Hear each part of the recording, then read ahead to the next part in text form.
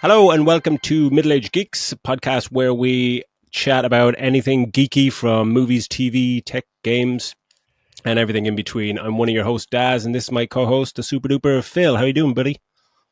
I do pretty good, dude. Hello, everybody. I'm doing good, man. It's been a decent week, a decent day. Well, it was until it fucking pissed rain on me, man.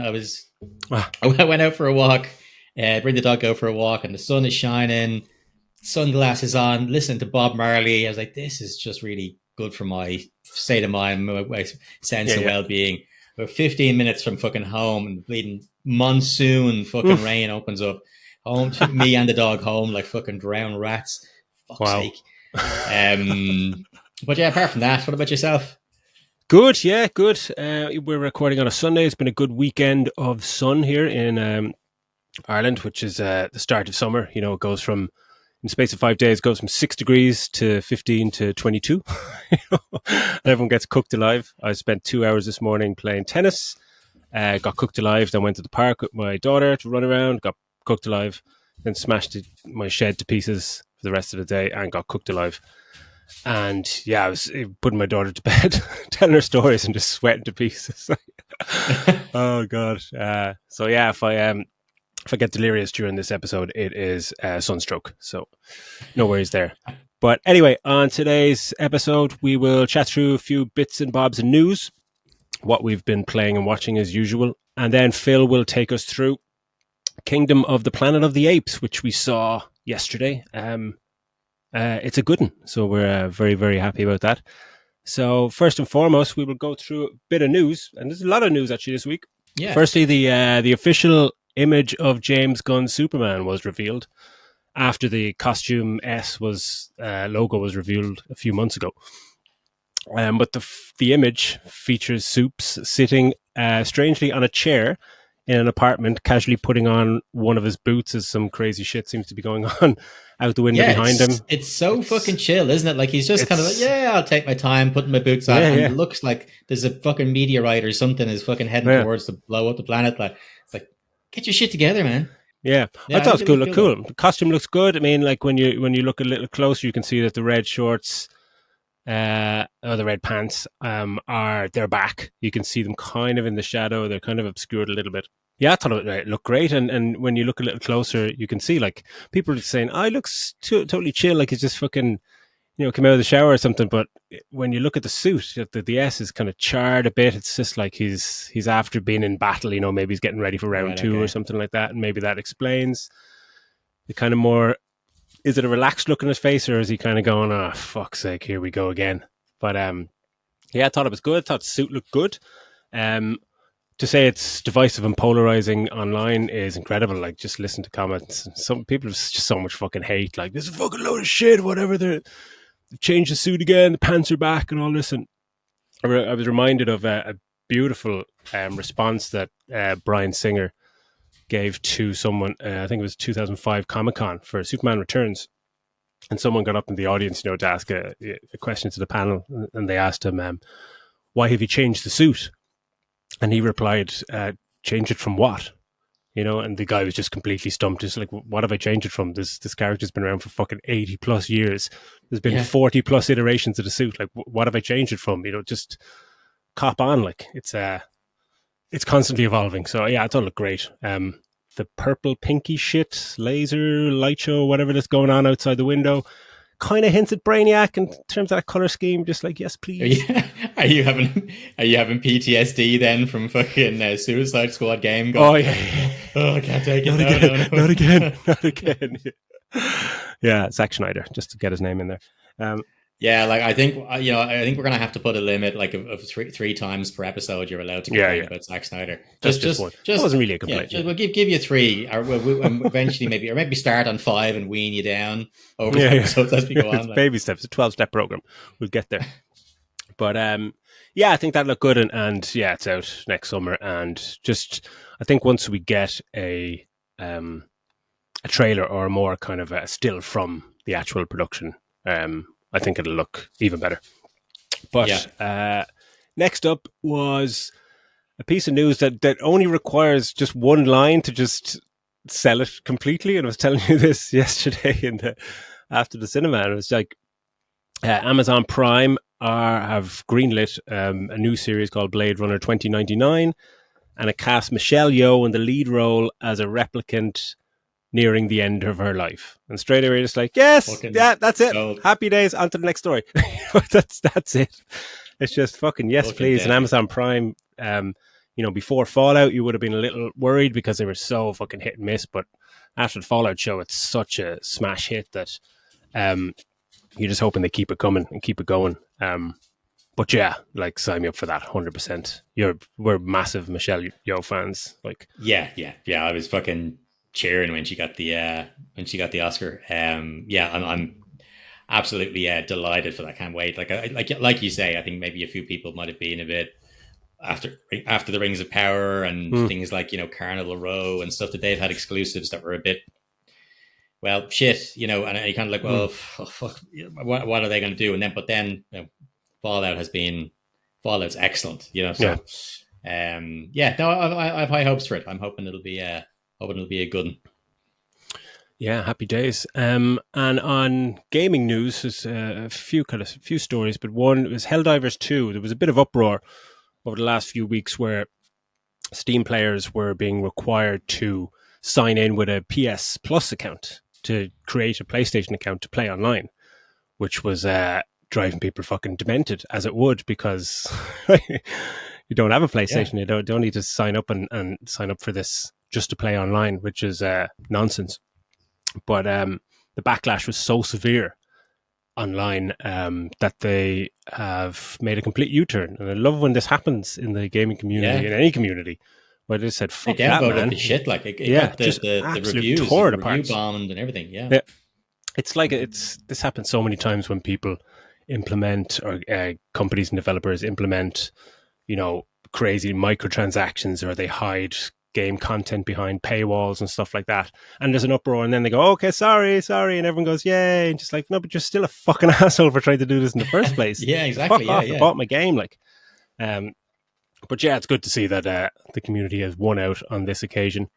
And speaking of game studios and devs, Xbox or Microsoft have, I think a few days ago, shut down 4 studios that they acquired. And there's been uproar over this, and I was incensed, as 2 of the studios, one of them is Arcane Austin, that made the Dishonored, the first game, I think, and made Prey. Yeah. And obviously they made Redfall last year, which was a complete fuck up, but that was more because they were being pushed to do an online, multiplayer Yeah. live service game, which is not what they really do. But also then the other company was Tango Gameworks, which was responsible for Hi-Fi Rush, which was one of my games of the year That's the one last you were year. talking about. Yeah. Absolutely stunning fucking game. And this is coming after Xbox let 1,900 people go in January of this year. And like, this is I think it's a $3 trillion company.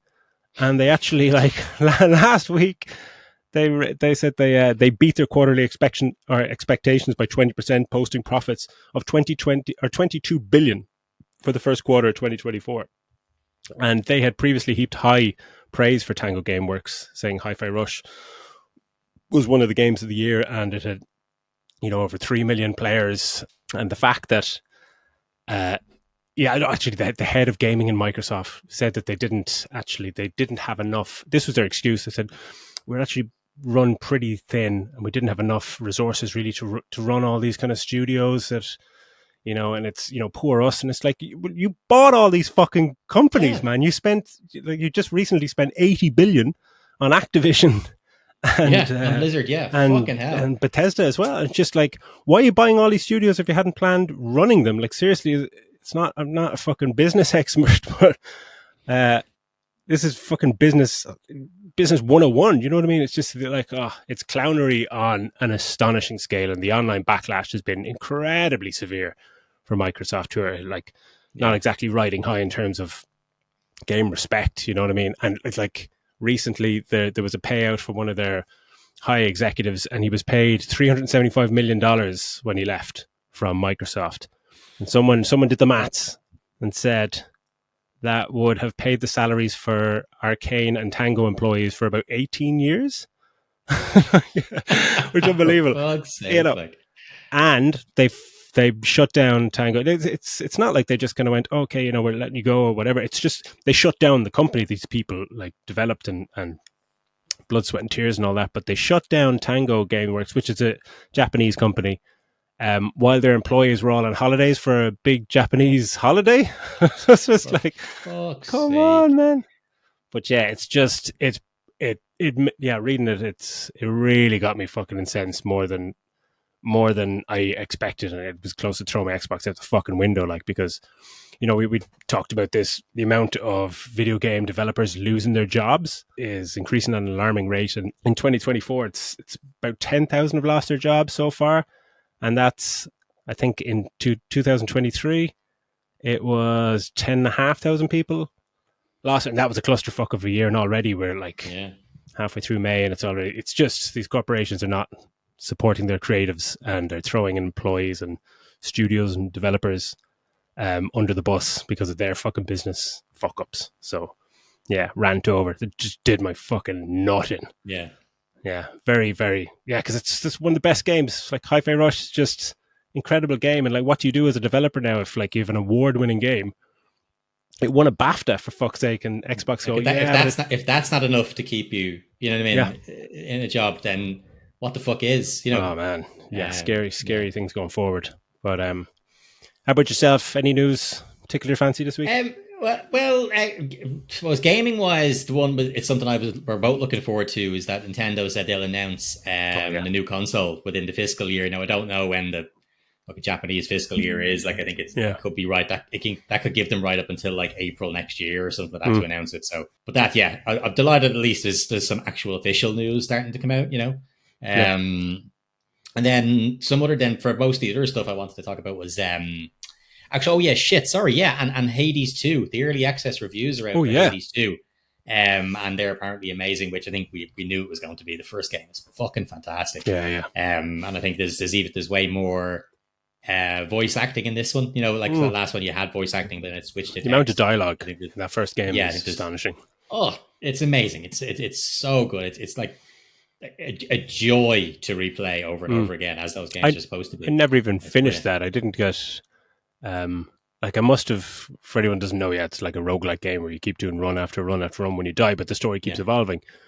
But I swear it was on like fucking 200 or 300 runs going through, and it's still you're going up to a character going, well, will I talk to them or not? And then you talk to them, and it's a completely new lines of dialogue, and a new fucking story kind of evolves from that. Yeah, yeah, blew my mind. Roll on, but I don't know yeah. when that game's out actually. But bring it on. I don't know when the full game is out now, but Mm, it's good to hear the early access is going as well as we thought it would. yeah, Um, then movie wise, the Furia after fucking years of being in is it will it won't it is yeah. officially in production. So Furia is the new Riddick movie Mm, with Vin Diesel. And like I love Pitch Perfect. It's mm. fantastic, but I could take or leave the Pitched, other ones. There's pitch, big cool action pitch in it. perfect. Did you say? Yeah. Did I say Pitch Perfect? By the way, I will out myself as a Pitch Perfect fan. All right, I love that movie. Starring Well, Vin Diesel. more accurately, I love Anna Kendrick. Yeah, But yeah, no, yeah. the yeah, Pitch Black, like it's fantastic, which I think they renamed as Riddick Chronicles Pitch Black. You know, after they brought out the Yeah, other ones. yeah. Yeah, That's a brilliant, the other ones are brilliant film. they're fine, you know, but the Pitch Black is just fucking great. Like for low budget, like some of Mm, the camera work is incredible in mm. it. It's really really good. So looking forward to that. What else? There's going to be another Kong and Godzilla movie. You know, we talked about how we wouldn't even do it for the show because you know fuck that. They've announced there's already another one in the works, and this one is still in theaters. Like they must be fucking raking it in. I assume they're Yeah, raking it in.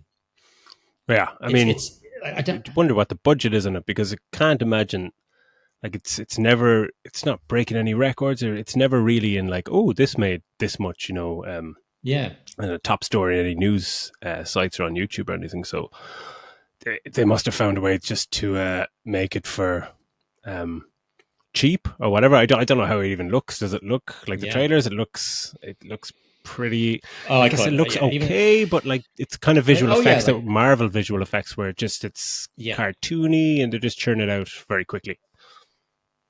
yeah. It's fucking. I've no interest. The Gorilla versus, or what's it called, Gorilla fucking Kong versus Godzilla. That first one, I watched it just Gorilla because of versus Dragon. Gorilla versus big fucking dragon. I watched it just because okay, it's two gigantic monsters fighting each other, but Mm. I can't do it again. Like it once was enough.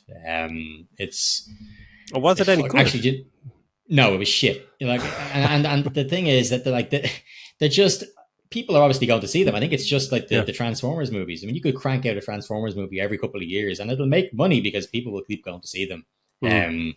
It's just the way it is. But no, that's about it. I'm just looking forward to some stuff coming out because I haven't really been when we get into the next section. Like I haven't really been playing many games.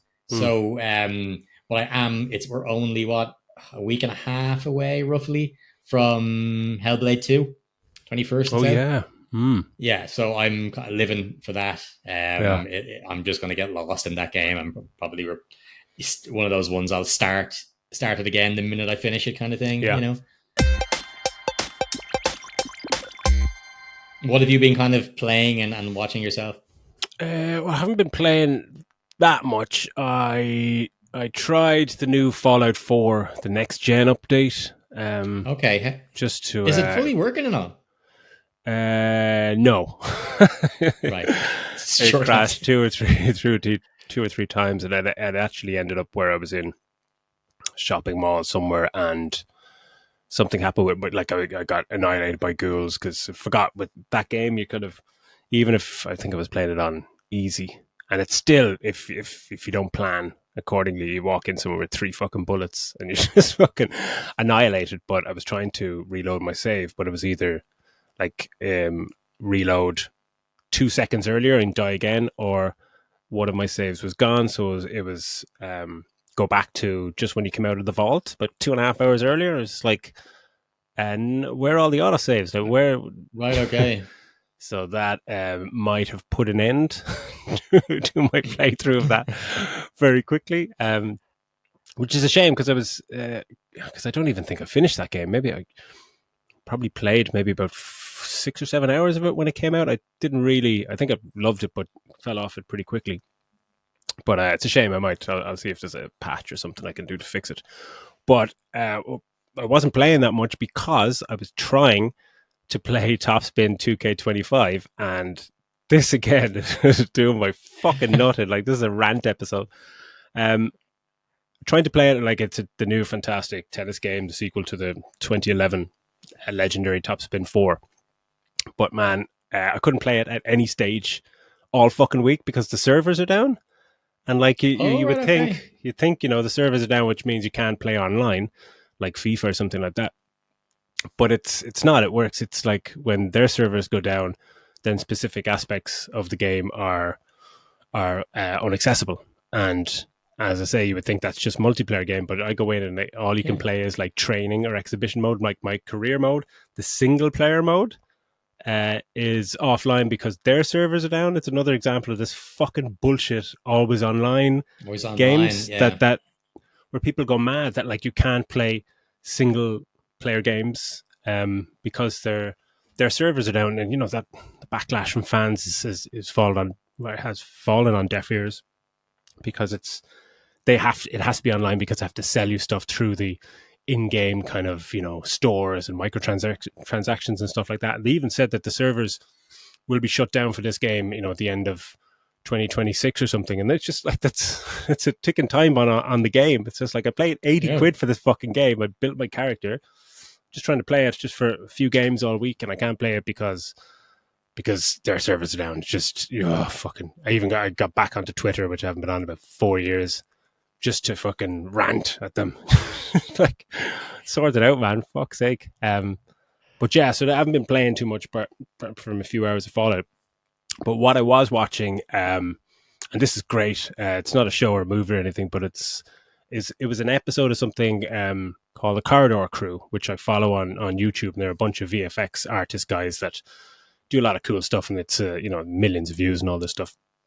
But they have one show like every week where they look at good and bad CGI for movies, and this one was looking at the Barbie movie, and I was curious, and it was like it was the negative VFX in the Barbie movie, And I was thinking, I'm pretty sure that that movie looks fucking great, but it was not the movie they were looking at.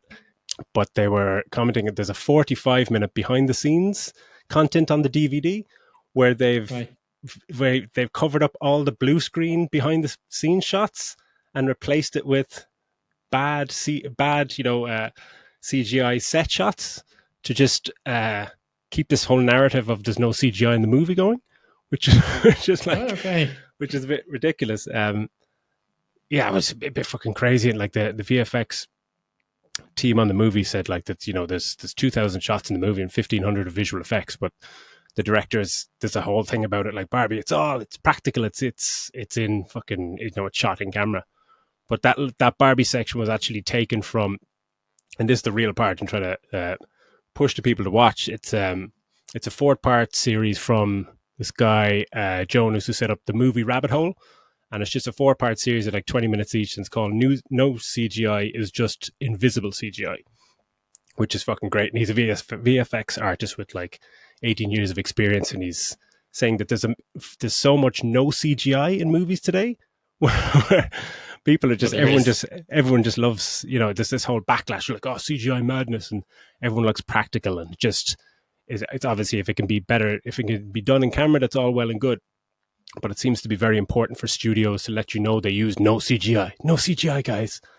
And he talks about the fabricated war between practical effects and CGI that was seemingly invented by the audience, because like practical departments and miniature departments and VFX departments in movies actually all work together, because Yeah. somebody Yeah. builds a miniature and then people create a visual effect, of that, but they use the lighting and the movement from the miniature to inform the VFX and all this kind of shit. But he does a great bit on Top Gun, where Top Gun Maverick, you remember the whole thing was like, we did this, we're in the jets, man, it's all in the jets, and he breaks it down, and the amount of visual effects in Top Gun is astonishing. Like at some point, it's Yeah. just Oh, the of pilot's course. head, and it's like they fly around in like just um, grey, just standard kind of jets with all tracking markers on them, because all the planes in the movies are either decommissioned or don't work anymore, or you're not allowed to fly. So in like this, in any given um, in any given shot, there could just be Tom Cruise's head and his hands, and the rest in the cockpit. Everything else is CGI, and some of the aerial shots, it's all CGI. The planes were there, but they've comped over them with all these bits. But it's great when they just kind of go, yeah, we did it all in camera, and it's just like, yeah, but you were nominated for an Oscar for your visual effects, and there's 400 people, there's 400 people under visual effects credited in the fucking movie credits. So, It's still but a it's fucking great movie, though. it's fantastic. But it's just, yeah, he's just touching on it. It's just, and there's loads more movies goes into it. It's really worth a watch for anyone who's just interested in seeing the whole how they do visual effects in movies, but also this whole narrative of CGI is bad, and the audience just jump on this. We're like, oh, that's CGI nonsense. Like everything is CGI, like Yeah. fucking Like, I mean, everything. TV shows. yeah, no, I love practical effects because I know Mm, and I've seen the amount of work that goes into them. It's just something I've always loved because when I was younger, all the movies I loved, most of them were using practical effects, and I mm, love that look, of the. But just because I love that doesn't mean I don't want CGI. If it wasn't for CGI, this movie we're about to talk to wouldn't exist. You know what I yeah, mean? Well, it probably could. It'll look like the ones from the fucking 70s or whatever, but it wouldn't have the scenes that we see in this without it. You know what I mm, mean? It's impossible to get away from when used properly. CGI is amazing. I guess some people don't like it because once it started to be more readily available, it became cheaper. It's a yeah, lot cheaper than for studios to be able to use this stuff. When CGI first happened, it was expensive technology to use mm, and software to use. Whereas now you can watch a sci-fi movie, these movies that are made for fucking less than a million, and, mm, and they've got full on CGI in them, and it, it's because it's so available. mm, And that's where I suppose people might have got their issue by, mm, oh, it looks fucking bad, I don't want it. Whereas, yeah. it But it's enhances so much that. yeah, and it's just the people being uninformed about what actually happens in TVs and movies in terms of CGI. They think CGI and they just think, oh, fucking Marvel or fucking, something overblown cartoony stuff. But it's, fucking Law and Order, episodes of that. Do you think they're just Yeah. shutting down a fucking avenue in New York to do a scene? No, it's just a big giant blue screen in the background. They put the little things like David Fincher, when you look at any breakdown of his scenes, he doesn't like the way a tree looks in the background. He's like, fucking get me a new tree. It's just, he changes the Yeah. grass and stuff. There's so much stuff. And as you were saying, like the old movies and so much stuff was done practically. But even then, the amount of visual effects, the amount of like matte paintings and stuff. I love the one at the end of Die Hard 2, the planes all outside on the thing, because Yeah, yeah. like even then it looked fake, even when it was made, it looked Yeah. fake. But like, cause I watch every Christmas, I watch Die Hard 1 and 2, and Yeah. I'm always just at the end of it, just like, oh, it's Yeah. so ridiculous. Whereas when I was younger, and even now to an extent, watching Star Wars, and Mm. like you've got the fucking the shuttle coming into the bay and stuff, and That's all a matte there's painting. Yeah, all the yeah. stormtroopers are all lined Mm. up, and all those stormtroopers are all individually painted. It's all Mm. but that still looks fucking incredible, and Yeah. my mind was blown watching that when I was younger. Holy shit! How did Yeah, they do because that? it's Yeah, multi-layered, like, but all those matte paintings go back to like the first recorded one is like back in 1905 or something like that. yeah, It's yeah. always been a part. It's the marriage of practical stuff and visual effects to do what you can't do, or to just adjust it, and they both work together in unison to create brilliant cinema. And it's good to chat about visual effects and the history of them, and how great they've got, because it does play a massive part in the movie we will be reviewing this week. But before that, Yeah. what have you been up to yourself, watching and playing anything cool? Well, like I said, I haven't really been playing anything. I mean, I will admit, the other day, I think I did 4 hours of playing Marvel Snap. The addiction continues. But the watching, I Brilliant. watched a couple of cool things. The roast of Tom Brady. This is not geeky. I just Oh, wanted to wow. shout it out. Mm. It's on Netflix, and it's like fucking 3 hours long. Oh, wow. It's but like huge stars on it as well. Like fucking Will Ferrell comes out as Ron Burgundy, fucking Ben Brilliant. Affleck. There's all celebrities all in the Is fucking that crowd recent? as Yeah. well. Like it's just, yeah. I think that Netflix did a live stream of it, um, Class. and this is the recording of it. Like Kevin Mm. Hart is doing the MC of it, Yeah, and yeah. but like it's so vicious. Like it'd probably mean more to you because you're an American Yeah, yeah. football fan, whereas for me, I know who Tom Brady is. I know a few Mm. of the names, but like they had Bill Belichick come out, and Mm. he was roasting Tom Brady and roasting some of the people. It's definitely worth to watch. Like some of the burns in Brilliant. it, even if you're not, are fucking hilarious. Yeah, yeah. It's really good. The other thing is, and this one is still in Irish cinemas. If people want to go and see it, is a horror movie called Abigail. Oh, yeah, I heard about And that. I absolutely loved this. I thought it was fantastic. It's Mm. like it's real. It's horror, but dark comedy horror. And like the cast is ridiculous. Like it's Dan Stevens, Giancarlo Esposito, Kevin Durand, Melissa Barrera, who's in the Scream movies, Catherine Newton, who was in the Quantumania. Like it's just class, and there's a really cool cameo towards the end as well. But it's just fucking it's fucking it's so gory but so funny. Then again, there's another like really good kid actor as well who's playing Mm. Abigail. I don't know the actress's name, but she's fantastic. But they all know what movie they're in. You know what I mean? They're all having fun with it, Cool. and it's great fun. Like the jokes are spot on. It's just when the blood and stuff happens, it's fucking overdone. Like it's everywhere. The gore, it's. I really enjoyed it. It's a fun time. If people are looking for into their kind of comedy, kind of horror, yeah, that's it. That's all I want. That's all I've kind of been into the last week. But yeah, I do recommend that one. Check out Abigail. Okay, so with that out of the way, we will get on to our movie review this week, which is Kingdom of the Planet of the Apes.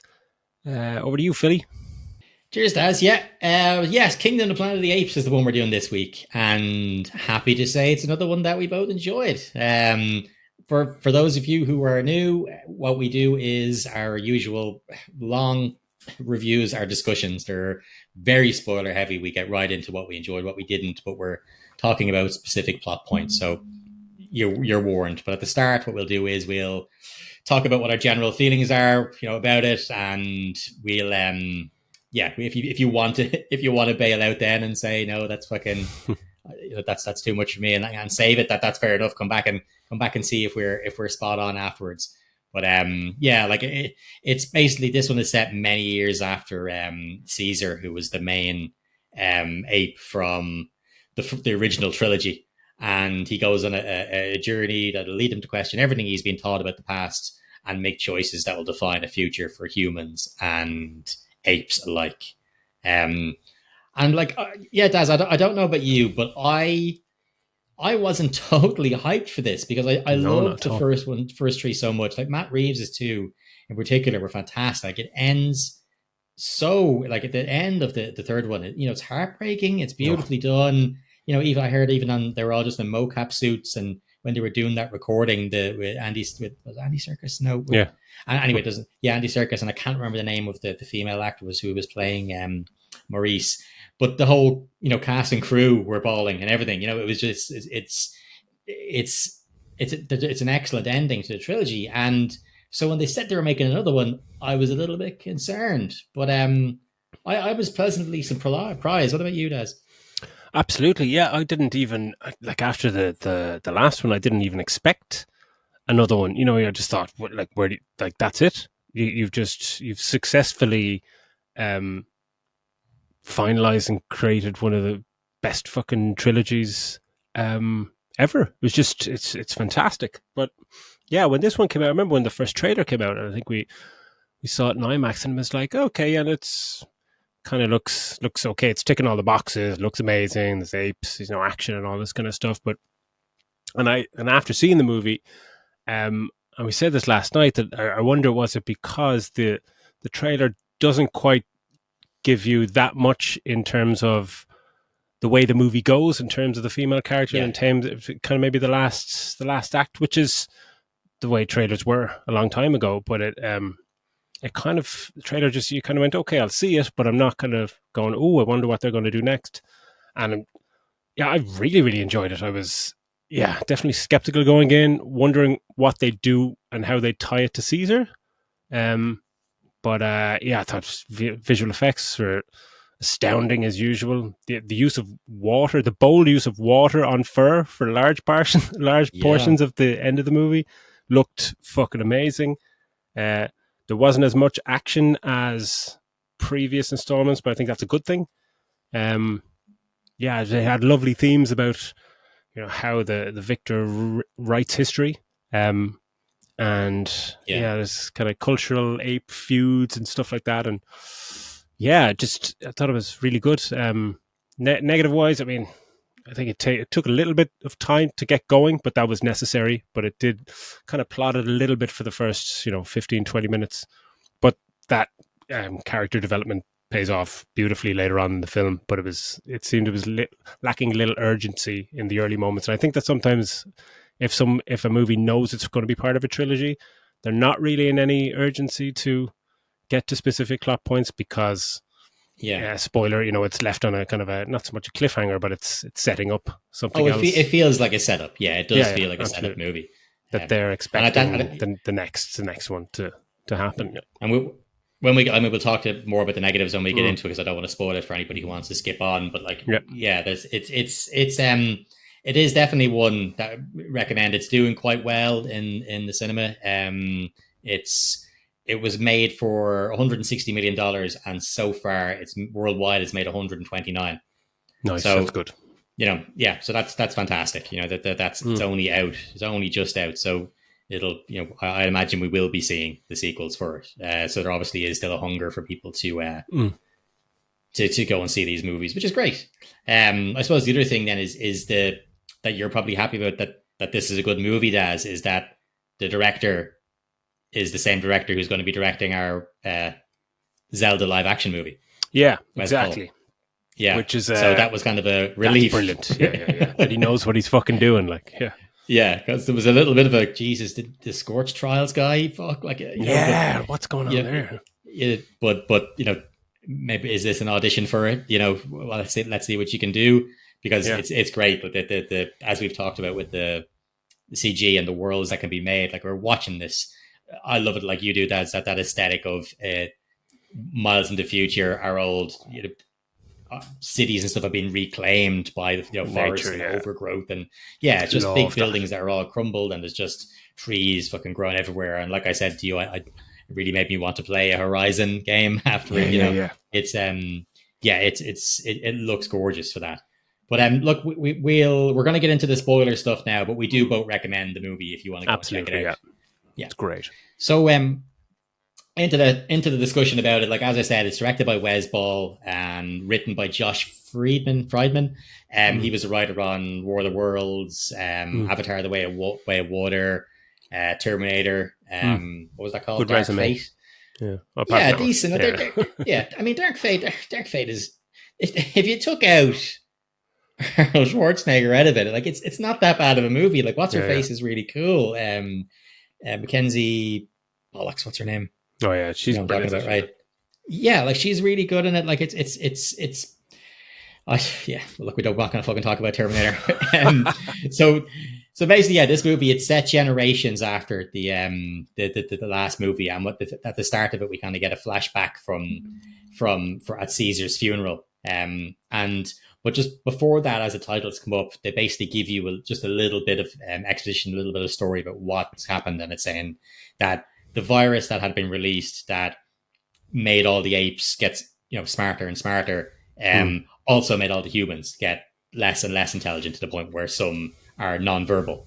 Mm. And so, if you've ever watched the original Planet of the Apes movies, then you will have seen that, like when the Charlton Heston comes down and he's wondering why the apes are in charge and why none of the Yeah, yeah, humans are able to talk and stuff like that. So it's playing on that a little bit, and there's a fair few nods to the originals as yeah. well.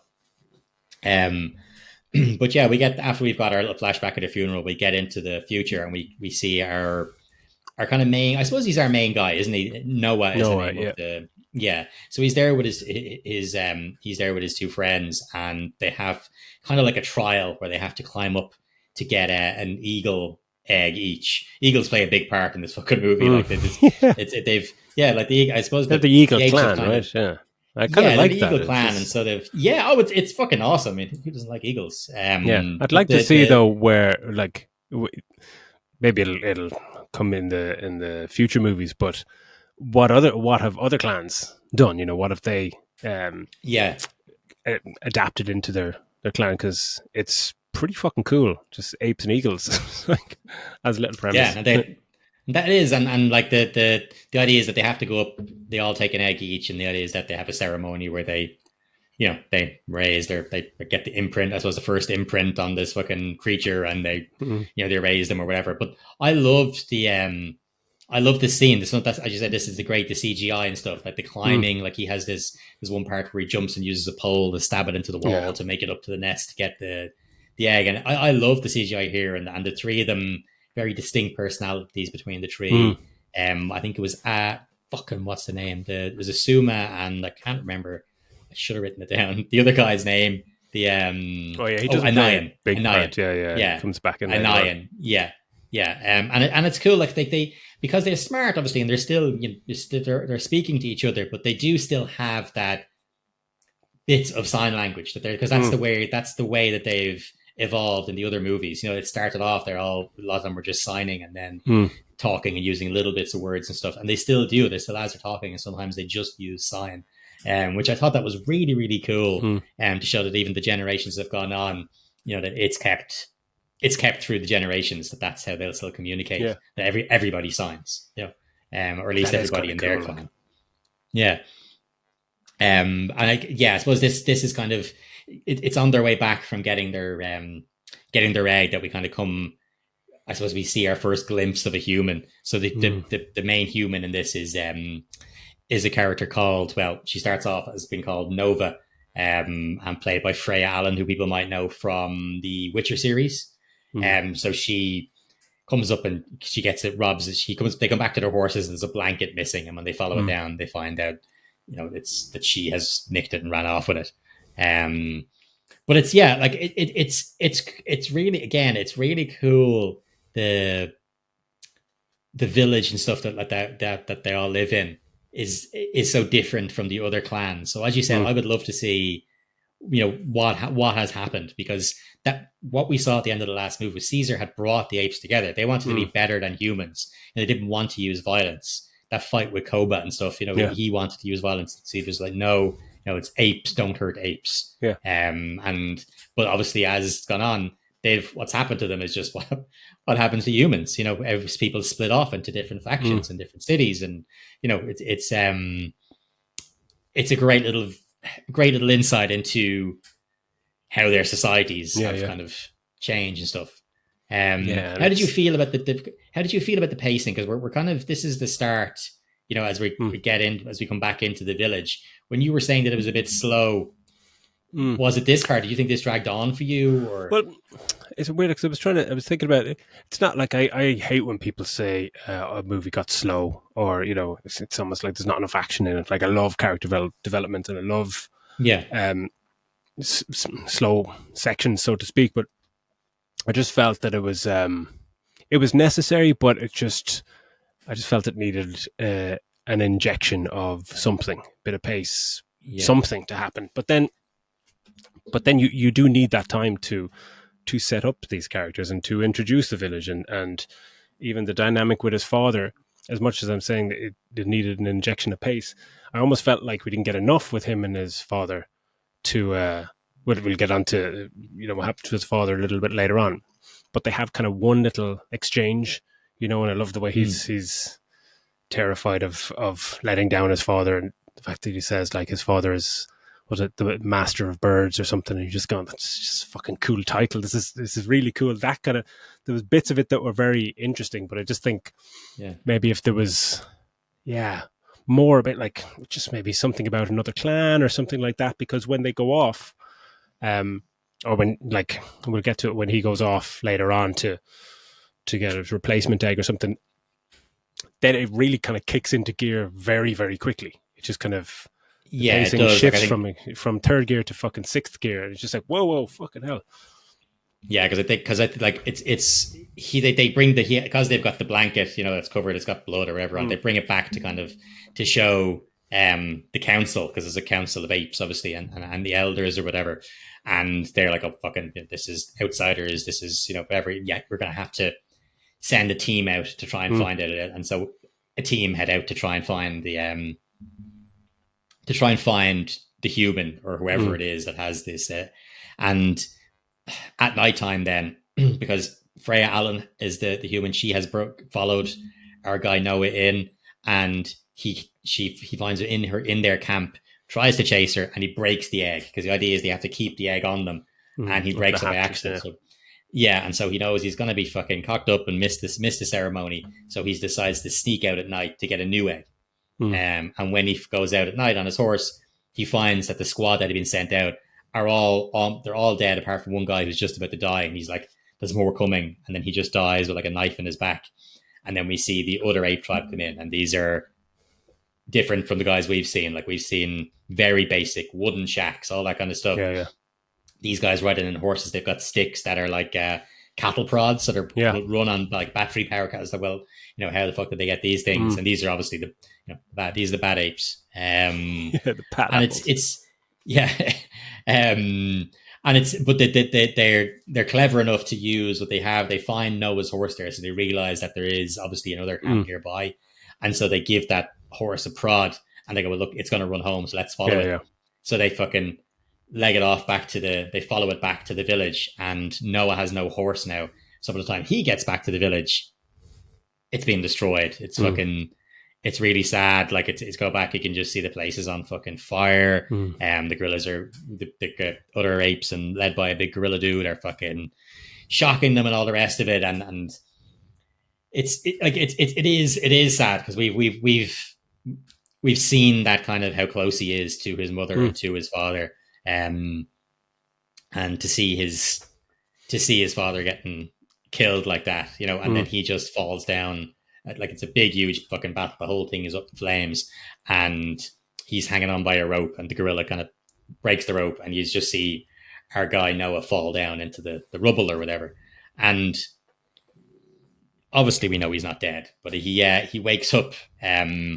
He wakes up shortly after, and everything is in bits, and finds his father's body, and that was really tough. I thought that was Yeah. really sad. That part, they played it It's really our well. They it's didn't our overdo it. first it's our first look at the tearful eyes of these, the CGI powerful, tearful eyes at work, and it's just it's amazing. And like, remember that was the moment where you're still wondering why and how the Academy don't have an Oscar category for performing arts or something for motion capture, because Yeah. this, like the way he's just looking at his father and kind of reaches out just to touch his cheek and just looking at him, and it's just straight away you're going, this is the best acting I've seen all year. Like that's a Yeah. Like fucking like 20-year-old ape or something. It's just like, oh my god. But it's, yeah, it's heart wrenching, and that's a good sign of a movie, like when they can do that so early. They can tug the heartstrings. I remember like Guardians of the Galaxy, when it's like 5 minutes in and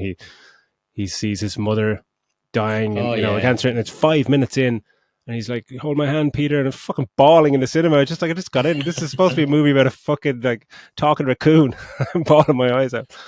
Yeah, but that reminded me of this, where you're just kind of going, "Oh, it's a very very emotional moment based on a scene or Yeah. two with the two of them together, which is yeah, very powerful, very powerful."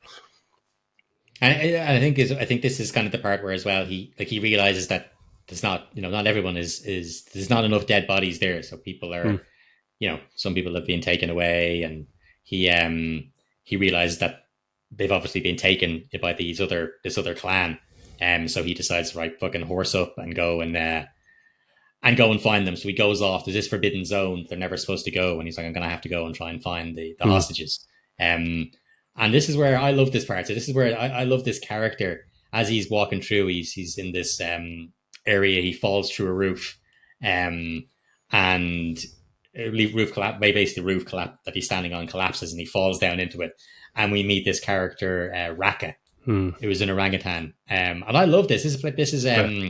Peter Macon is playing it. People might know him from Orville and stuff like that, but Yeah. he plays the character here, and I really liked him, man. There's a great humor, and they've put some such wonderful expression Mm, into his face. Like when he's talking to Nova later on, the wonder, that's coming up in his eyes and his face when because he wants to know all about the old mm. world, and he's one of the few people who still follows the traditions that Caesar wanted. Ape don't hurt ape, apes together Yeah. strong.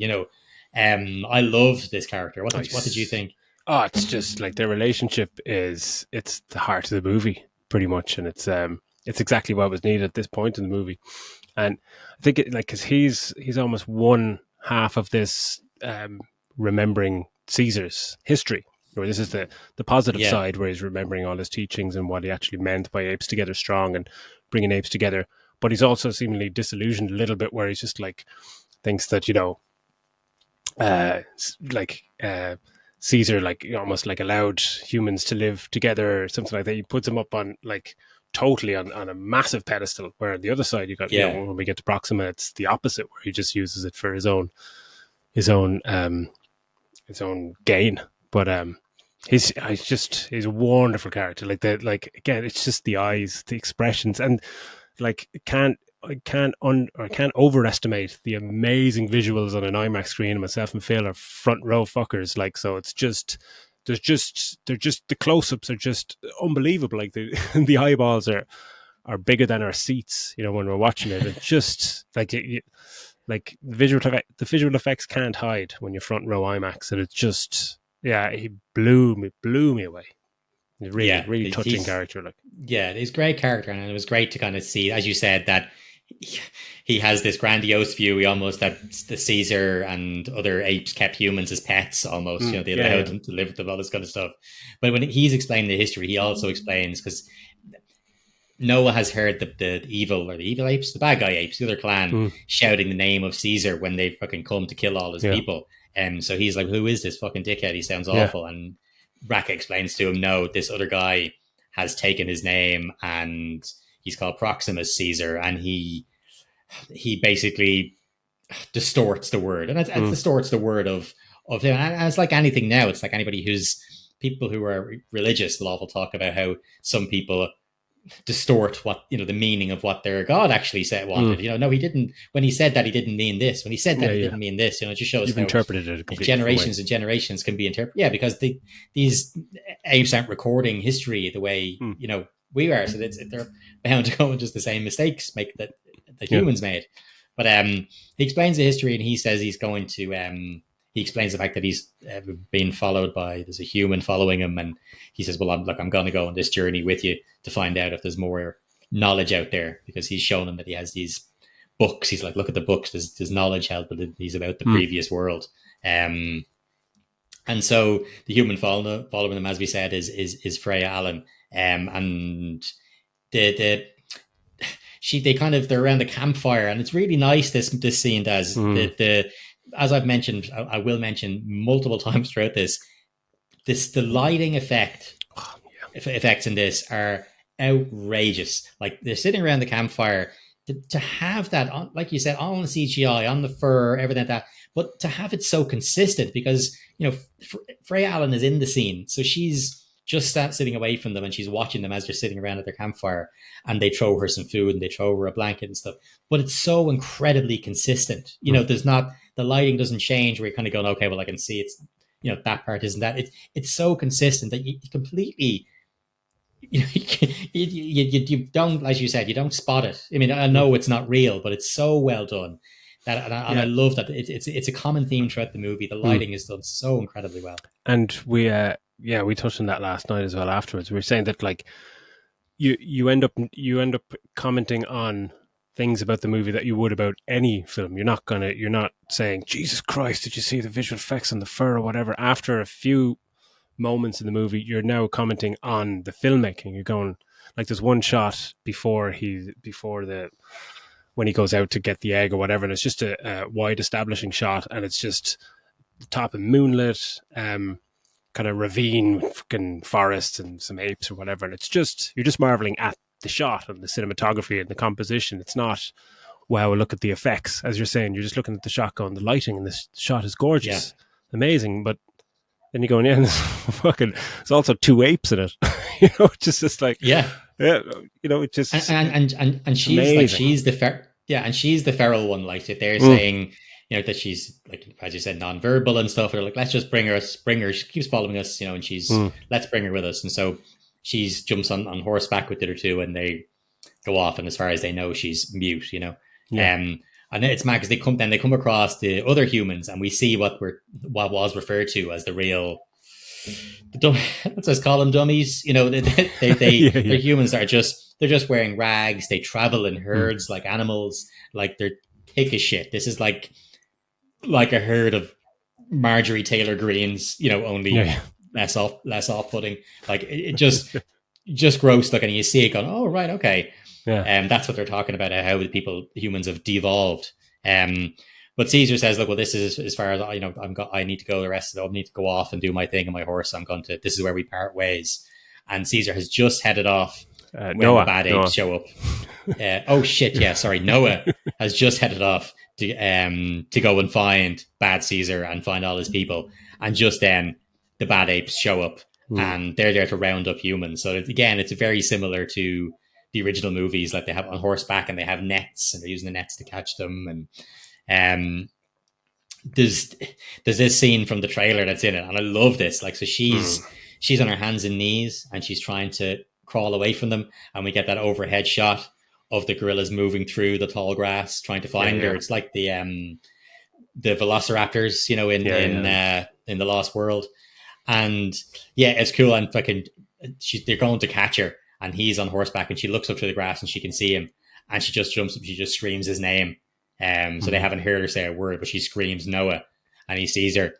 And of course the apes hear as well. So they start fucking chasing after her at the same time. He's running on his horse, and she jumps and he catches her. And it's just, it's really cool. It's a really cool little scene and a really cool escape. And that big guy, who is you think he's the main big bad, but it turns out he's just like the first. He's the lieutenant of the big bad later on. But he's fucking just a ginormous, scary motherfucking gorilla. He's a gorilla, yeah. When he's tearing after her, and you see it in the trailer, but it's still, when you see the whole scene in total, it works so much better. Where she's just tearing away, like to run to try and jump on the horse with him, and this fucking guy is just tearing behind her. Yeah, and you feel it. The sound design of the thuds is just you feel the weight. Like, I think it was actually I think it was actually Jenny years ago. We were talking about the Transformers movie, and she was saying Mm, one of the hardest parts of doing that stuff, bringing CGI animation on screen, is to make it look like it has weight to it. mm, You know, that it's not just superimposed over the background. And mm, you with the sound in this, you really feel him pounding on that on the mm. ground, tearing after. You know, Yeah, and he's coming in on the you horse. feel like they are It's two excellent. ton gorillas. It's like that first Yeah, Spider-Man, Sam Raimi Spider-Man, where the visual effects are great, but he just looks like he's floating around when he's jumping. It just doesn't feel like he's yeah. has the proper weight of a person. But yeah, and this it's fucking it's fantastic, really fantastic. Yeah, it's class. And they so anyway they end up it's that's the part from the trailer. They end up Raka shows up then as well on his horse, and they go and escape. And of course then they're amazed that not only can he's like she spoke, she fucking shouted my name. He's like, no, you obviously misheard her. And then she does, she speaks up, and they're amazed. And I suppose this is one of the kind of parts I found to be a little bit of an maybe more that I just didn't understand it, is that not only can she speak, she's one of the humans that can speak. Mm, She speaks incredibly fluently, mm, perfect. So they're talking about humans that can speak are supposedly, like unicorns. mm, People, it's a myth. Some people see it. Some people are talking like are convinced they were smart at one point, but like mm. she speaks better English than all of the apes. Yeah, So, like for her to speak that well, surely she's speaking often and speaking with many, many other people who can speak as well. Um, I would have thought it would have been better to have her and have been a little bit more like have language if you want, but make it a little bit more primitive because she sounds no different than any young American girl. yeah, yeah. Her vocabulary But is pretty adept for 300 years in the future. But it like and yeah, it's touched on, obviously touched on later on when there are other humans in the movie, but it's it's like she is kind of a messenger or something. She's kind of a nomad that kind of wanders around doing missions for people or something, but yeah, it's not like she lives with other humans. We kind of we'll get onto that kind of yeah. later I, on, but I mean, we do obviously, yeah, and there is a bunch of humans, and I get that. It's just that we're talking about generations and generations and generations. So we do see, and we'll get to all that when we see the other humans later on that are thing, and they all seem to be, well capable and talking and mm, technologically wise and all the rest of it. But it's just like how have hundreds of years gone by and we're only seeing they're only a myth that people are talking about. How did you manage to hide for hundreds of years where the thick humans are out there and everybody can see them and catch them and put them to work or do whatever with them, but yeah, the smart humans have managed to keep it. Just I don't know. It seemed a bit weird. could Maybe have been. I'm thinking too much into it probably. Mm, But anyway, there's where we end up with quite a sad part because they come to a bridge, oh and yeah, apes and monkeys can't swim, and they're coming across the bridge, and so the two lads, obviously Raka and Noah, are a bit hesitant, but they start to make their way across with May, and next thing they're surrounded on all sides by the bad guys. Bad apes show up, and yeah, Raka saves May's life because she falls into the water and she's hanging on by a net, and he has to climb down to get her. But then when he throws her up, he ends up getting caught. mm. Um, and the man, this fucking broke my heart. Like Yeah. he just says to Noah, like apes together, strong, He's just and like, then he gets oh fucking man. and he just gets taken away by the water. And I'm just like, I know he's not coming back because we know they can't swim. Yeah, yeah. So he's just, and it's just, that was a fucking heartbreaking. He Oh, was like, no, there's just such weight to it, fucking, like it's yeah, just such it's such like obviously this is kind of a slight comedic element to it as well, but it's a very touching relationship, and the three of them have developed, kind of a nice little bond. And I thought maybe he would maybe be killed off a bit later on in the movie. So, but the minute the bridge arrived in the water, you're just like, well, someone's fucking dying here. Like, but it was yeah, so sad. Like and it's just apes together strong. It's it fucking gets you every time. yeah. It's just fantastic. Say that at It's somebody's wedding and people start crying. well, we are all apes, Yeah, exactly. Um, so they're captured after they from on the bridge. The Noah and May are captured and they're brought to the bad apes camp, as you said, where Proximus is the main man. And when they get there, he realizes that this is where they've got all his friends, his mother is still alive, his friends are still alive, but they're all basically being kept as to work as slaves Mm. for Proximus. And he's got this basically like it's like a fort right on the coast. And there's this big, huge, fucking bad, massive door for like a vault that they're trying to open. Um, and so they get separated from each other, and May gets brought in to this room, and then we meet Trevathan, Yeah. played by William H Macy. So another intelligent human, and he seems to be working, I suppose, for the apes. I say with the Yeah. apes, he's working for the apes. And yeah, I suppose it was the fact that she's not overly shocked that he's there. You know, Yeah. and she's not like, oh my god, another talking human. I was like, okay, we're obviously going to be seeing more of these people. So, Yeah.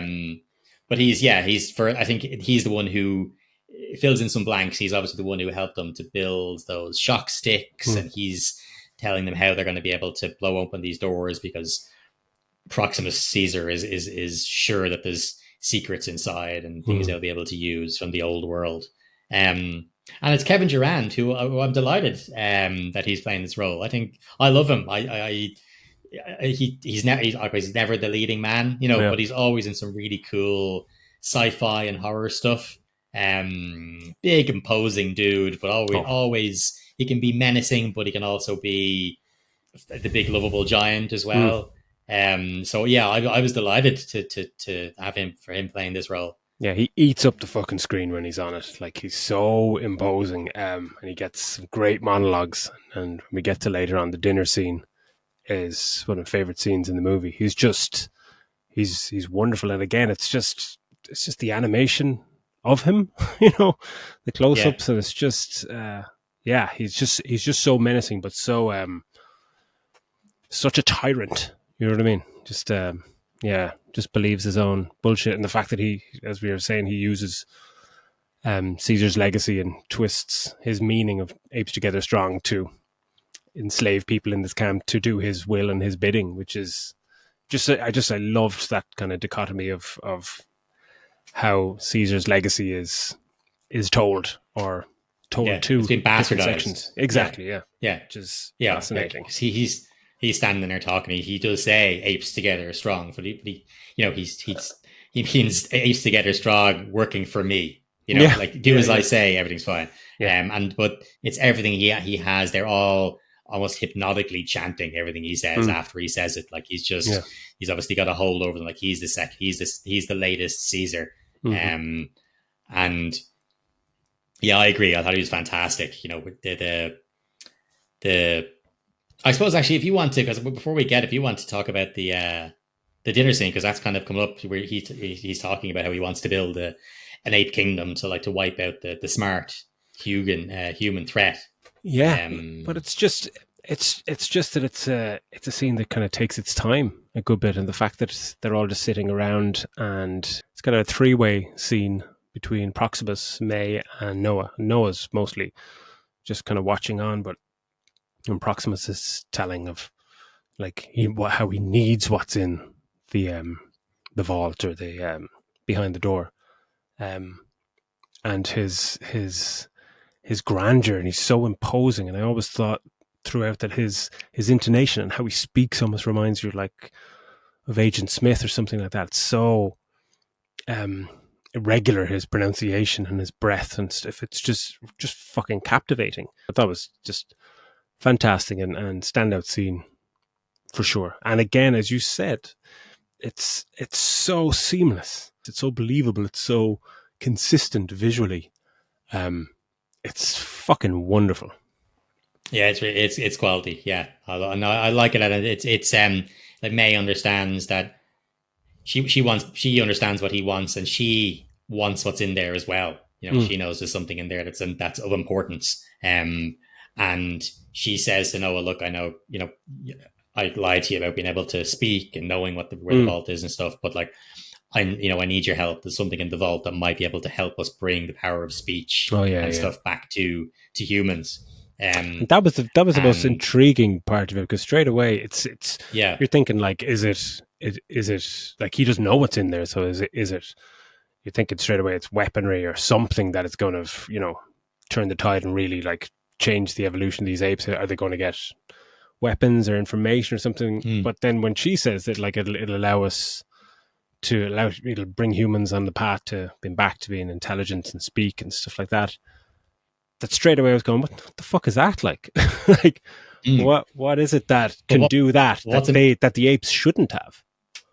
well, I thought, yeah, and so I don't, because we said, as we said at the start and from the original movies, it was a virus that was mm, spread. So I don't know what it is that's going to do, but it's so I agree with you. It became so intriguing, and it mm, sets up one of the wonderfully complicated relationship then between May and Noah at the end. I think that of what each absolutely, other's motives and stuff are. And I think, yeah, you're right. It just became that straight away of, okay, hang on, what yeah, where is this going to go? And it makes me incredibly interested for the next movie. Um, but he goes and asks Suna and Anayan to come and help. So because obviously Freya can't climb. I don't know how she says there's an entrance at the top of the cliff. yeah, I don't know how she knows that because she can't climb without their help. yeah, But anyway, before they get there, William H Macy shows up and she starts telling him he's a fucking traitor and all this shit. mm, Um, and she ends up having to he's gonna go off on a rat on them that they're trying to yeah. blow the This place is up because brilliant. they've rigged basically the whole place on the outside to blow up. Mm, But the like it's the standoff between the two of them, and the apes that we see at Noah and his friends, they don't commit violence against each other. mm. So she jumps on and she's holding William H Macy in a fucking a headlock from behind, and she's choking him to death, and we cut to her face, and she's obviously it's paining her to kill her. You can see the pain in her face, but the look of shock on the three apes' Mm. face because they don't know what this is. They don't fight each other. They don't commit violence against each other.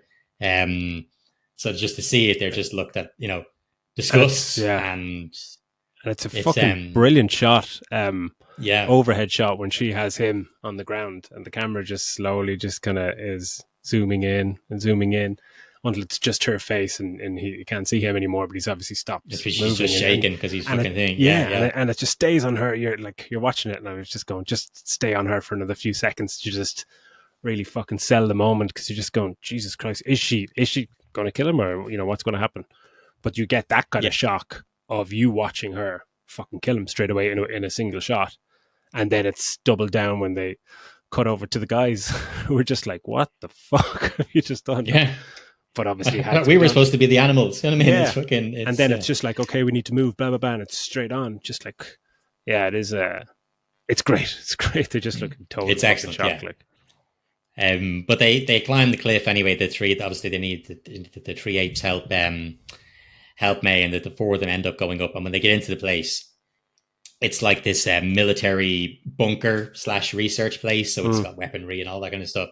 Um, and there's like this fucking tanks and guns and shit. But when they get in there again, I'm gonna talk about the lighting again. They're walking through. They go in and they all because they don't have torches, like torches. They all just have flame torches. They all dip their fucking wick things in, light them on fire. The lighting as they walk through this place, because now we're lighting whole scenes. We're lighting them next to her, holding them. Like I'll forever be mind blown yeah, with the with the skill when this stuff is done correctly. It just looks fucking so cool. You feel the vastness of the place, and obviously people haven't been there in hundreds of years. mm, Um, and May seems to know where she's going. She kind of goes and she looks for a map and tells her what's on what floor, yeah, and she makes her way to this room and she picks up this like satcom key thing. That's mm, obviously what she's been trying to find. And she also, you see her open up a locker and it's full of guns. And as they're passing by, there's loads of tanks and shit. yeah, But she, again, there's obviously a lot of, she's obviously come across places like this before, mm, because she knows when she goes into the room, the generator room, she's able to flick some switches, bang, hit it, and light the whole place up yeah, and bring electricity back. So she knows, again, it's obviously there's been a load of intelligent humans around still. mm, Why don't more people know about them, or why don't more apes know about them is just, I don't know. I'm sure it'll be explained in the next movie. mm, Um, but anyway, they get, after getting their bits and pieces, they make their way down and they open the big door, but they open it from the inside. So Proximus has been trying for ages with explosives and all sorts to open it, but they open it, mm, and all the bad guy apes are there. And yeah, like this is this is must have been this is where Noah and May have their kind of first big fucking like falling out thing Mm. because she's like, I'm sorry, I have to do it. And she's running to hit the explosives to blow the dam, which is going to flood the whole place. Yeah. And while that might be great to stop the bad apes getting their hands on all the technology, it's also going to kill so many of his Mm. friends and family because they can't swim. There's not enough time for them all to get out. Now, Which look, is a lot of such them a do, black and but white decision where she's just like, yeah, they can't have this, they can't have the tanks and the weaponry and anything else that they may be able to use. And it's just straight away, you can't have that. I'm on a mission and this is my mission. It's very cutthroat, very bold. And I kind yeah, of like that from the character where you're like, fucking hell, she just killed the guy. She's actually fucking bad ass. Like the trailer makes it out where she's just the damsel in distress, or they don't really touch on any of this, which is a welcome surprise when she's yeah, pretty much badass character, and as you say, sets up a very kind of frosty relationship between the two because, yeah, she just has her own agenda, and it's like, thanks, apes, but you'll thank me. It's one of those, you'll thank me for this. They can't have the tanks and the weapons. That's it. And if some of your yeah. friends have to die and some of your family have to die, so be it. It's like, fucking hell, all right, bitch. And that's it. And she says he asks her, no, no, don't do it. And she Yeah. just runs. She hits the fucking puts the two wires together to create the spark, and the explosion goes up. The dam breaks, and all of a sudden, water starts pouring in. So the girl's like, "Fucking hell!" So they obviously everybody freaks out. She actually just sorry, yeah. I suppose just before she does that, one of the apes is coming to get her, and she pulls out a gun, and none of them know what Oh it yeah. is. She's holding a handgun like a revolver, and they're all looking at her like, "What the hell is this?" And she shoots, and again the noise goes up. They all go fucking What the fuck was like that? back, Yeah, but and your man again gets they're not sure. shot. But yeah, but then the ape that's been shot looks down, and he's got blood slowly trickling. He doesn't barely even understands what's happening, and he falls down dead. And that's when they back off her, and she's able to run out and Yeah, yeah. blow the place up. Um, but the escaping again here, when you this is another part when you talked about the apes in the water, It's amazing. because the place is flooding, so the apes try to get inside, and they're trying to run up the all the stairs, the sets of stairs inside to get up to safety from the rising water. And like that, it's incredible CGI again, but like that, the wet fur and the splashing the camera going just under the water and above it and everything, Mm. it's so well done. It's so well done. Yeah, it's such a Um, bold choice. Like, we talk about visual effects and like Pacific Rim or something like that, where when they have to do special effects, and if it's a really like a huge big scene where like a lot of shit is happening, or a fight with robots and stuff, they tend to shoot it at Nighttime. nighttime, to hide stuff. And this is the exact opposite of that, where it's like it's inside with kind of practical lighting, that has to illuminate all this stuff that's reflecting off water, and you see it reflecting off their fucking eyeballs and stuff, the water and the light, and it's apes in kind of raging fucking water in the fur. It's mind blowing, but it's so captivating as a scene that it's only kind of after the fact you go, Jesus, that was amazing visual effects at the time. It's just it's frenetic, like really is Yeah, such. It's crazy shit. yeah, it's looks so cool, and Noah here has a fight with the guy, as you said, the kind of lieutenant, second in command guy, the gorilla. He's having a fight with him, and the water's rising, but the two of them are battering each other, in between all the racks and the pipes and everything else. And there's a gap that Noah is able to jump up and get through, but the gorilla can't. Mm, And it was actually difficult to watch his death. Like he's yeah, reaching up to try and get it, like like a human would just go, okay, deep breath, swim down and get out the other side. But he just can't. So he's just has to accept his fate. His hand is yeah, clawing up, trying to get at Caesar and trying to catch his last breath. But, he just can't swim. He's just going to sink to the bottom and yeah. He die. was screwed. Like, Despite being a bad guy, man, it was a mm. difficult Oh death to yeah, watch. it was pretty tough. Yeah, Yeah. tough to watch. Anyway, they all get up to the this is the May has obviously done a legger at this point. But they get up to the top, and they're up on this this outcrop. It's kind of where I assume it's the same part, isn't it? Where the apes had come in earlier on, the back Yeah. door where they'd stuck in, and they get up there, and there's kind of a showdown there. There's all the kind of slave apes and Proximus Caesar, and Proximus Caesar starts beating the shit out of him, and he's kind of just down and beaten. It's almost like fucking Black Panther style. You know, they're kind of Mm. everybody's around here and they're having this big fight Yeah, yeah. just over the precipice. And then Noah starts doing this fucking chant, and then all the rest of the thing all start chanting. And fucking Procimus is looking around, realizing they've all turned on him, but they're all part of this Eagle clan.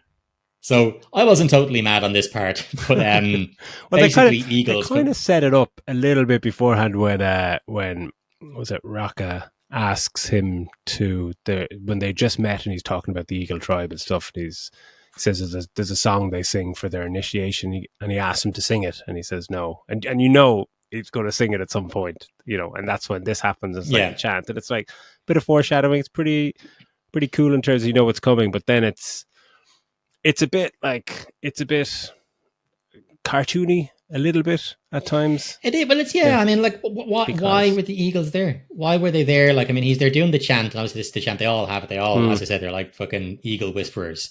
But the Eagles come in and they know which gorilla person to attack. You know, so the Eagles all come in and they all just start fucking scrapping at his face and fucking all this yeah, kind of shit, and eventually he falls off a cliff. But like, okay, fair enough. You have it.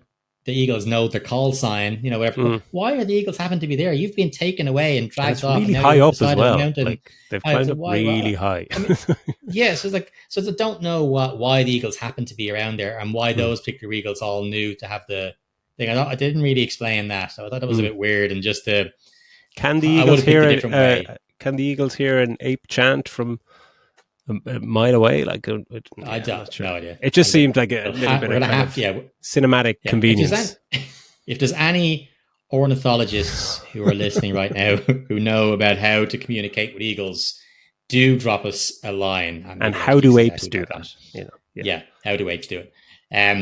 So yeah, so they have the fight. He falls to his death, and they go. Noah and his family go back to rebuild their home. And May shows up to his camp, and I absolutely loved this. Like, she shows up and she's looking pretty clean and fucking normal Mm-hmm. looking. Um, but she's showing up and she's not sure how he's going to react. Like, you see her, she's kind of Yeah. standing there with her hand behind her back, and they're having to talk about whether, is there going to be peace or what is it going to be? And it's so you can feel the conflict, and Mm-hmm. he doesn't want to be, he doesn't want conflict.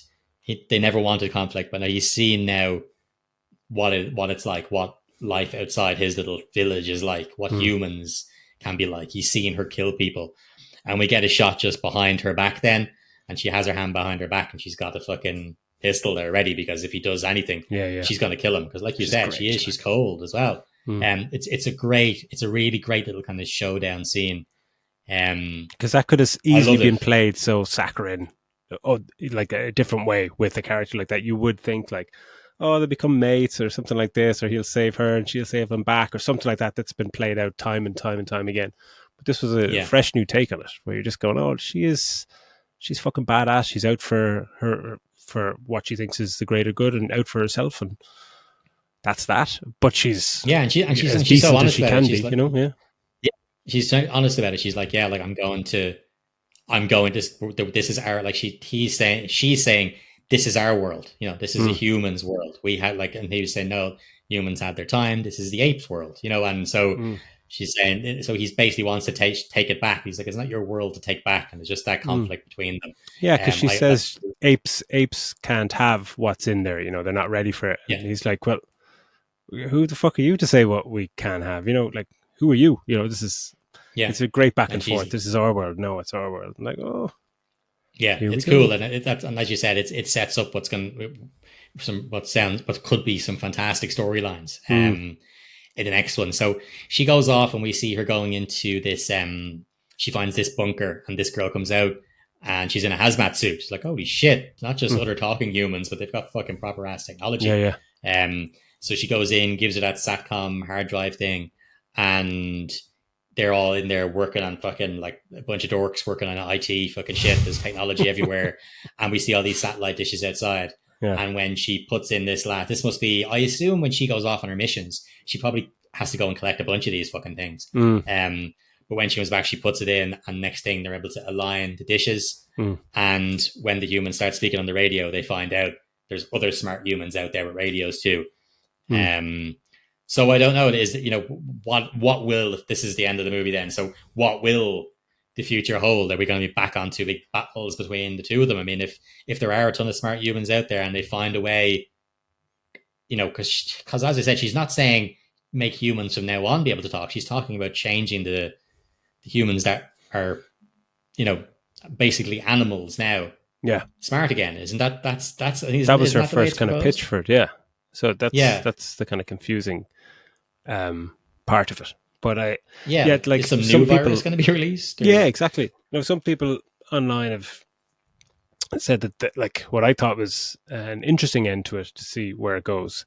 But other people have said, and I kind of agree that is this setting up movies to kind of tread over the same storylines again, where humans come back with technology and they have another war with the apes, and we just do it again 300 years later. Mm, Um, which in fairness, I think that's what these movies are billed to be anyway. What they've always kind of been. But like some people yeah, like the fact that is it just apes are in control now and we don't have that technology, and it's all about us kind of trying to fight them with what you have. That's what some people thought the movies were going to be about. But I like the direction they're going because I like us having technology about against the apes, and that I love that kind of that imbalance. It's kind of kind of nice. I thought it was an interesting yeah. ending. Yeah, I liked it. It's an interesting ending, but I can see from their point of view as well. I mean, we've had three movies where a story's been We've done told it. of Yeah. that when the humans have technology, and then it's we had so I can see where they're coming from. I guess we won't know until the next movie comes out what direction they take. If it's a carbon copy of what we've seen before, yeah, Mm, it'll be kind of a bummer. But I think there's some interesting stuff here about with that relationship, especially between the two of them. Um, and I thought they were both great in their roles. mm. Owen Teague was fantastic as Noah was, totally behind them from minute one. That was brilliant. He was really really good.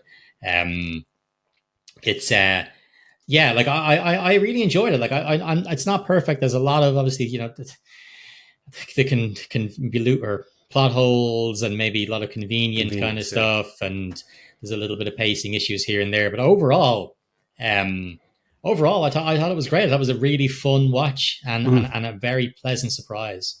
Yeah, absolutely, and a lot more touching than I thought. Like even just the scenes with Noah when he gets to the camp at the end. When he meets his friend, who he's obviously kind of has romantic ideas about, and meets Yeah, his mom. It's Suma. just those prolonged moments and scenes where they're just head to head, and just it really is amazing performance capture of just the raw kind of emotion of I haven't seen you, I thought you were dead. And there's a lovely moment in when they first go in with May into the bunker place, and when she's walking around to try and get that sat nav info, the three apes, they are looking around and they come across a kind of a classroom, and they're looking through the Oh yeah, classroom bit, yeah. and I Forgot about just that. remember Yeah, this, yeah, and they're just like, oh, looking around, and then they find these books, and it's like little kids' books for ABC, and they're telling, or Noah's telling them what Rocca had said to him, that the these symbols have meanings and all that, and then they open the next book and it's children at the zoo, and they obviously come to a page where there's a kid looking in through the cages at the apes, and it's just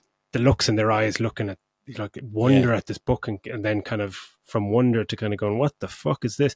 Just little moments like that are littered throughout the movie that are just beautiful, like really really touching, just good storytelling, and just because it's what's 2 hours 20 minutes or 2 hours 25, it takes its time, and it gives time to those kind of scenes Mm. that are littered through it that add that emotional kind of impact or a bit of poignancy that I wasn't expecting.